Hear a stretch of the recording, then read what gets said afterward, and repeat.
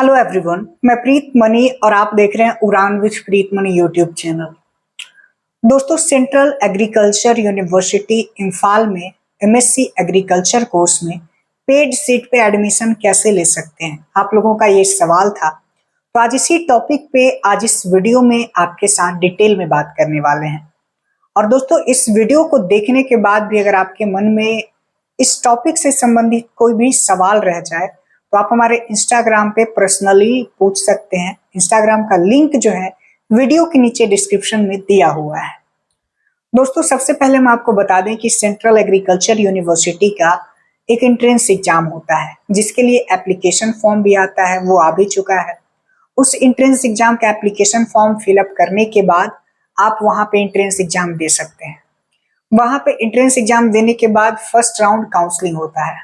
ठीक है, first round counselling होने के बाद होता क्या है कि कुछ स्टूडेंट्स जो हैं उनको आईसीआर से कॉलेज मिल जाता है या फिर किसी अदर मतलब उनका जो स्टेट का एग्जाम होता है, स्टेट एग्रीकल्चर यूनिवर्सिटी का, उनको वहां पे सीट जो है वो मिल जाता है। तो वो क्या करते हैं, यहाँ से अपना एडमिशन विड्रॉ करके या किसी भी कारणवश यहाँ से छोड़ के अपने स्टेट में या फिर जहां उनको मिलता है वहां वे चले जाते हैं। फिर सेकेंड राउंड काउंसलिंग होता है, फिर थर्ड राउंड काउंसलिंग होता है, इसी तरीके से। और उसके बाद जो सीट बच जाता है, उसके बाद भी कभी कभी कैसा होता है कि कुछ सीट जो है वो वैकेंट रह जाता है, बच जाता है। तो उस सीट पे क्या किया जाता है, उस सीट पे पेड पेड तौर पे ज्यादा पैसा लेके वहां पे जो है वो एडमिशन लिया जाता है। तो इसमें क्या प्रोसीजर है, कैसे आप इस पेड सीट पे एडमिशन ले सकते हैं, इस पे अभी डिटेल बात करेंगे। दोस्तों, जब थर्ड राउंड काउंसलिंग हो जाता है और सीट वैकेंट रह जाता है तब यूनिवर्सिटी के द्वारा यूनिवर्सिटी के वेबसाइट पे एक एप्लीकेशन फॉर्म जो है वो रिलीज किया जाता है। उस एप्लीकेशन फॉर्म को फिल करके वहां पे एडमिशन आपको मिल जाता है। और किस बेसिस पे मिलता है ये हम आपको बता दें। जब आप एप्लीकेशन फॉर्म फिल करते हैं तो आपने एग्जाम, एंट्रेंस वाला एग्जाम आप दिए हैं नहीं दिए हैं उससे कोई मतलब नहीं है। अगर आपने एंट्रेंस का एग्जाम नहीं भी दिया है तो भी आप वो जो एप्लीकेशन फॉर्म जो है पेड सीट वाला, उसको आप फिल कर सकते हैं और उसके माध्यम से आप एडमिशन ले सकते हैं।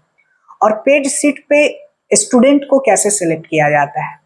दोस्तों, पेड सीट पे स्टूडेंट्स का क्या होता है, जब आप फॉर्म फिलअप करेंगे तो आपका मार्क्स जो है, आपका ग्रेजुएशन में या फिर ये कहें कि आपका बैचलर डिग्री में जो आपका मार्क्स है वो वहां पे फिल करवाया जाता है।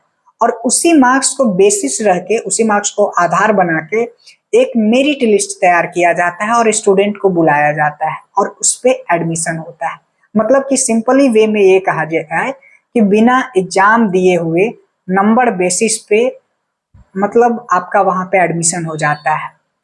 अब एडमिशन तो हो जाता है, लेकिन इसके आगे की भी कुछ चीजें हैं जो आपको जान लेनी चाहिए।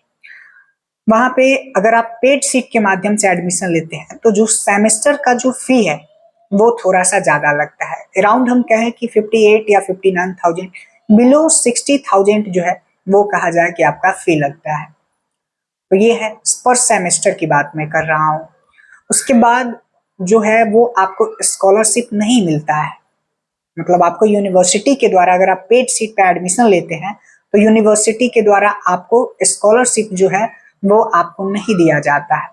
हॉस्टल आपको मिलता है, स्कॉलरशिप वगैरह या फिर कोई एक्स्ट्रा जो चीजें हैं स्कॉलरशिप, वो आपको नहीं दिया जाता है। लेकिन हाँ, बहुत सारे ऐसे स्टूडेंट्स हैं जिनको कहीं पे भी एडमिशन नहीं मिल पाता है, तो उनके लिए एक बेस्ट ऑप्शन है सेंट्रल एग्रीकल्चर यूनिवर्सिटी में पढ़ने का। तो इसके माध्यम से भी आप एडमिशन ले सकते हैं। हालांकि अभी जो नॉर्मल एंट्रेंस एग्जाम होता है उसका एप्लीकेशन फॉर्म आया है, इससे संबंधित आगे कोई भी एप्लीकेशन फॉर्म आता है तो हम आपको वीडियो बना के आपको इन्फॉर्म करेंगे। और अगर आप चैनल पे पहली बार आए हैं तो आप चैनल को सब्सक्राइब कर सकते हैं आगे जो अपडेट आएगा उसको पाने के लिए। धन्यवाद, थैंक्स फॉर वॉचिंग।